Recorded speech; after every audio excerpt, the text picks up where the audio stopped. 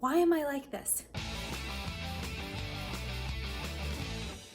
Welcome back to Generation What? So why am I like this? Why are you like this? Why are we all like this? This is something that I've been trying to figure out for a long time, and it recently got cleared up in a book that I was reading, and it kind of just made things snowball for me, and I started realizing so many different things about us as humans and us as a collective and how we can better connect, because you know me, I'm all about connection and connecting people specifically across generations, and this has everything to do with that. So why are we like this? Why do we always want to connect with people our same age? That's kind of a natural human instinct. It's like a basic thing for us. We like to congregate around people like us. And this is so relevant to talking about the generations because we tend to segregate ourselves. So we put ourselves in these areas. There's like senior living communities. There's apartments where you want to live next to all these young people. Families always want to live in suburbia next to other families that are their same age. It's just a natural thing that we want to be around people like us, similar to our age. This really bugs me. It really bothers me because we should be connecting with each other on a greater whole. You know, we all have so much to offer.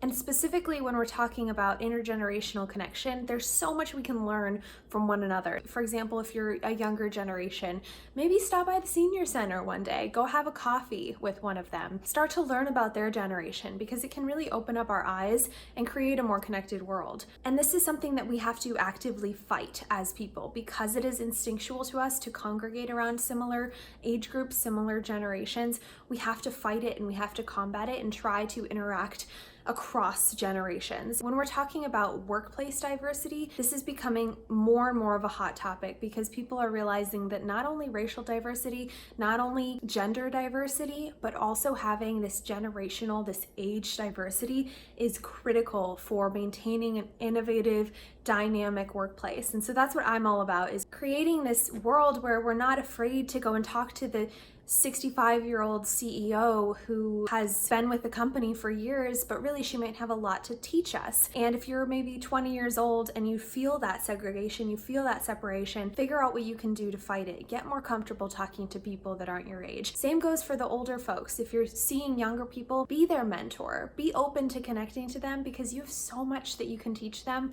but you also have a lot to learn from them too. The relationship really goes both ways, but let's try not to be like this, okay? Can we try and make a pact right here, right now in Generation What to combat this human instinct to congregate with our own. This goes for every aspect of life. It's so important to find diversity. And when we're talking about the perfectly dynamic, awesome workplace, I've created a framework, and one of the two critical points on this framework is generational diversity. The other one we're going to talk about next week, so stay tuned for that. Because when we're all better connected and we're not afraid to interact with each other or even just uncomfortable interacting with each other, that's when things open up for us. That's when the innovation starts. That's when the comfort with sharing ideas starts. And that's when we just become a more connected world. And it's such a beautiful thing.